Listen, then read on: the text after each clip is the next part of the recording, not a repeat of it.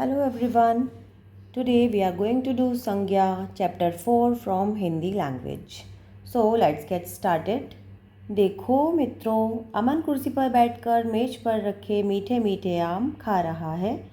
दिए गए वाक्यों में रंगीन शब्द अमन, कुर्सी, मेज, मीठे मीठे आम आदि किसी नाम का बोध करा रहे हैं। इन्हें संज्ञा कहते हैं। ठीक है, जो किसी नाम, किसी भी चीज़ का, किसी व्यक्ति का या वस्तु का, स्थान का नाम बताएं, उन्हें हम संज्ञा कहते हैं। इसकी परिभाषा, संज्ञा की परिभाषा किसी वस्तु, व्यक्ति, स्थान और भाव आदि का बोध कराने वाले शब्द संज्ञा कहलाते हैं। जैसे Kalpana Chawla, gateway of India, चीता, तिरंगा, ये सभी संज्ञा के परिभाषा के अंतर्गत आते हैं और उसमें ये इसके उदाहरण हैं। ठीक है, नेक्स्ट संज्ञा के भेद। संज्ञा के 3 भेद होते हैं: व्यक्तिवाचक संज्ञा, जातिवाचक संज्ञा, भाववाचक संज्ञा। व्यक्तिवाचक संज्ञा होती है प्रॉपर नाउन। ठीक है, इसमें हम अगर हमें किसी व्यक्ति का, वस्तु या स्थान का नाम पता है तो हम उसे व्यक्तिवाचक बोलेंगे। तो देख लेते हैं उसमें क्या क्या आता है। व्यक्ति विशेष में आते हैं किसी भी पर्सनैलिटी का नेम, सचिन तेंदुलकर, अन्ना हज़ारे, प्रतिभा पाटिल। स्थान विशेष में चार मीनार, संसद भवन, लाल किला। और वस्तु विशेष में आते हैं रामचरितमानस, महाभारत, श्रीमद् भगवद गीता। ठीक है, और जातिवाचक संज्ञा है जिस शब्द से किसी पूरे समुदाय अथवा वर्ग का पता चलता है उसे जातिवाचक संज्ञा कहते हैं। जैसे धोबी, कुम्हार, बढ़ई, लोहार, चित्रकार। ये चैप्टर जाति विशेष में आते हैं इसमें धोबी, कुम्हार, बढ़ई, लोहार और चित्रकार। वर्ग विशेष में आते हैं पुलिस, वकील, डॉक्टर, माली, अध्यापक। इसी तरह से पशु पक्षियों के नाम कुत्ता, तोता, हिरन, सांप, कोयल। रिश्तों के नाम दादा दादी, माता पिता, भाई बहन, चाचा चाची। भाववाचक संज्ञा क्या होती है? जिस शब्द से गुण, दोष, अवस्था आदि का बोध हो उसे भाववाचक संज्ञा कहते हैं। जैसे गुण, दोष या अवस्था में मीठा, कड़वा, खट्टा, गर्मी। और सर्दी, क्रोध, बचपन, बुढ़ापा, ये सभी भाववाचक संज्ञा में आते हैं। कुछ विद्वान 2 अन्य भेदों को भी जातिवाचक संज्ञा में स्वीकार करते हैं: समूहवाचक संज्ञा और द्रव्यवाचक संज्ञा। समूहवाचक संज्ञा के अंतर्गत आते हैं जिस संज्ञा शब्द से किसी समूह का बोध होता है वह समूहवाचक संज्ञा कहलाता है। जैसे भीड़, कक्षा, सेना और जनसभा।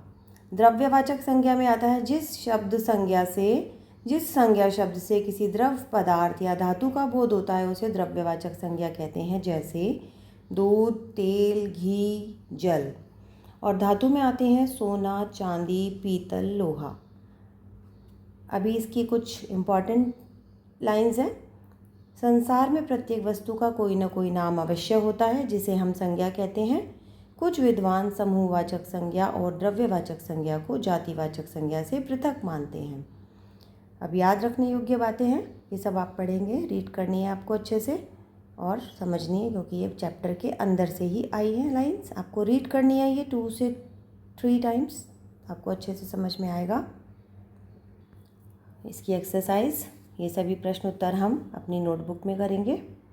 आफ्टर दिस, संज्ञा के 2 भेद होते हैं: सही कथन के सामने सही और गलत के सामने गलत। तो ये गलत है, संज्ञा के 2 भेद नहीं होते, 3 होते हैं। लुहार भाववाचक संज्ञा है, गलत है। लुहार तो जातिवाचक संज्ञा में आता है, गलत। कुम्हार ने एक सुंदर घड़ा बनाया, इस वाक्य में कुम्हार जातिवाचक संज्ञा है, सही है ये। निखिल दूध पी रहा है, इस वाक्य में दूध द्रव्यवाचक संज्ञा नहीं है, गलत। दूध तो द्रव्यवाचक संज्ञा होता है। द्रव्यवाचक संज्ञा मतलब लिक्विड फॉर्म में कोई चीज़, तो वो दूध होता ही है। प्रतिभा पाटिल व्यक्तिवाचक संज्ञा है, सही है बिल्कुल, व्यक्तिवाचक, क्योंकि हम प्रॉपर नाउन प्रतिभा पाटिल नाम ले रहे हैं।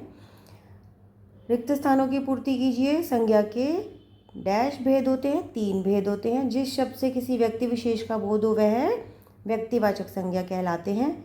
अध्यापक बच्चों को पढ़ा रहे हैं, वाक्य में अध्यापक जातिवाचक संज्ञा है क्योंकि अध्यापक का नाम ले रहे हैं हमने ये नहीं बोला मिसेज रीना पढ़ा रही है या किसी का नाम नहीं लिया तो हम यहाँ पे जातिवाचक लिखेंगे। भीड़ समूहवाचक संज्ञा है, सही है ना ये बात, भीड़ समूहवाचक संज्ञा होता है, यहाँ पे समूहवाचक आ जाएगा। नेक्स्ट है निम्नलिखित शब्दों के संज्ञा भेद लिखिए। राष्ट्रपति भवन, चित्रकार, कक्षा, इनके बारे में हमें लिखना है। राष्ट्रपति भवन क्या है? व्यक्तिवाचक, क्योंकि एक फेमस और प्रॉपर नाउन है ये, तो व्यक्तिवाचक। चित्रकार जातिवाचक है, कक्षा समूहवाचक है, माली जातिवाचक, क्रोध भाववाचक और जल द्रव्यवाचक। ठीक है। नेक्स्ट एक्सरसाइज है कि यहाँ पर हमें संज्ञा के भेद भी लिखने हैं और इनके नाम बताने हैं। तो 3 हिमालय पर्वतों के नाम क्या हैं? हिमालय, अरावली, नीलगिरी, ये सभी व्यक्तिवाचक संज्ञा में आते हैं क्योंकि हम इनके नेम लिख रहे हैं। 3 जानवरों के नाम गाय, शेर, हाथी, ये जातिवाचक में आएंगे क्योंकि ये पशु विशेष हैं। 3 द्रव पदार्थों के नाम यानी कि द्रव्यवाचक में, और दूध, चाय, जूस हमने लिख दिया। 3 नदियों के नाम गंगा, यमुना, कावेरी, व्यक्तिवाचक। 3 धातुओं के नाम सोना, चांदी, तांबा यानी कि द्रव्यवाचक संज्ञा। इसी तरह से आपको नीचे की एक्सरसाइज में संज्ञा शब्दों पर सही और अन्य पर गलत लगाना है। आप करिए इसको, एक्सरसाइज को खुद से देखिए अच्छे से। उसके बाद है मैचिंग्स, ये भी आपको करनी है, डू इट योरसेल्फ। पीछे इसका एक और प्रश्न है, बहुविकल्पीय प्रश्न। सही निशान लगाना है आपको। सही विकल्प पर किसी वस्तु, स्थान आदि के नाम का बोध कराने वाले शब्द संज्ञा कहलाते हैं। जो शब्द किसी समुदाय का बोध कराते हैं उन्हें हम जातिवाचक संज्ञा कहते हैं। हर चमकती चीज़ सोना नहीं होती में सोना क्या है? सोना द्रव्यवाचक है। अधिक शोर से बहरापन हो सकता है। बहरापन क्या होता है? बहरापन एक भाव है जो कि हमें पता चल रहा है कि, ठीक है, फीलिंग होती है ये एक। मेला शब्द क्या है? मेला शब्द समूहवाचक है क्योंकि यहाँ भीड़ है या फिर रश है तो वो समूहवाचक संज्ञा के अंदर आती है। इसी तरह से आपको यहाँ पे जो भी एनिमल्स दिखाई दे रहे हैं आप उनके नेम लिखेंगे। अब हम इसका नोटबुक वर्क करते हैं। पहला प्रश्न हम लिखेंगे संज्ञा किसे कहते हैं?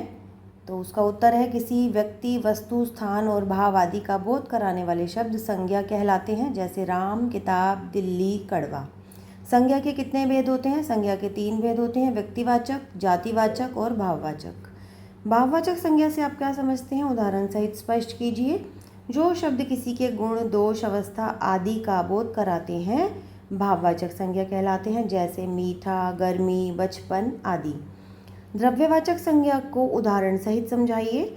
जिस संज्ञा शब्द से किसी द्रव पदार्थ या धातु का बोध होता है वे द्रव्यवाचक संज्ञा कहलाते हैं। जैसे दूध, जल, सोना, चांदी। अब है अभ्यास कार्य।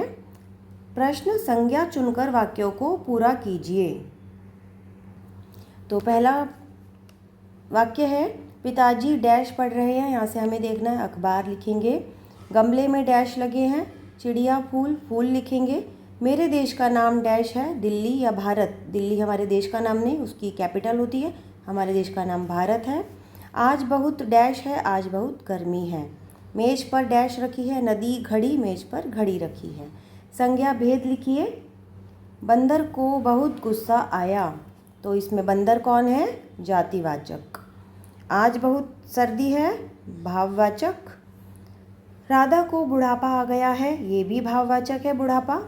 गंगा पवित्र नदी है, यानी कि व्यक्तिवाचक, गंगा के बारे में बात कर रहे हैं। अगर हम नदी के बारे में बात करते तो जातिवाचक आता क्योंकि हम नदी का नाम नहीं बताया। हिमालय एक ऊंचा पर्वत है, यहाँ पे हमने पर्वत के बारे में बात की है तो जातिवाचक आएगा। अगर हम हिमालय की बात करते तो व्यक्तिवाचक हो जाता। नेक्स्ट है कौन सा शब्द जातिवाचक संज्ञा है? जानवर, कुतुब मीनार, ताजमहल। तो इसमें जानवर जातिवाचक है, बाकी सब फेमस जगह है, प्रॉपर नाउन है, तो ये व्यक्तिवाचक है और ये जातिवाचक। ठीक। संज्ञा के कितने भेद होते हैं? 3 लिखेंगे हम। कौन सा शब्द भाववाचक संज्ञा है? शत्रु, शत्रुता, मूर्ख। तो शत्रु भी नहीं है और मूर्ख भी नहीं है, शत्रुता है। यहाँ से हमें फीलिंग पता चल रही है। कौन सा शब्द व्यक्तिवाचक संज्ञा है? अमेरिका, शहर, विद्यालय। तो शहर और विद्यालय तो जातिवाचक है क्योंकि इनके हमें नाम नहीं पता, और ये अमेरिका, इसका नाम पता है, ये फेमस है, प्रॉपर है। अमेरिका व्यक्तिवाचक में आ जाएगा। वेदांत क्रिकेट खेलता है, वेदांत क्या है? व्यक्तिवाचक, क्योंकि इसका हमें नाम पता है। बच्चा क्रिकेट खेलता है लिखा होता तो वो जातिवाचक हो जाता। आपको अच्छे से समझ में आया ना चैप्टर? अगर नहीं आया तो वीडियो एक बार ही और सुनिए, 2 बार सुनिए, ठीक है। और चैप्टर रीड कीजिए ज़रूर से अपनी बुक का, और नोटबुक वर्क अच्छी राइटिंग में करना है। Now thank you.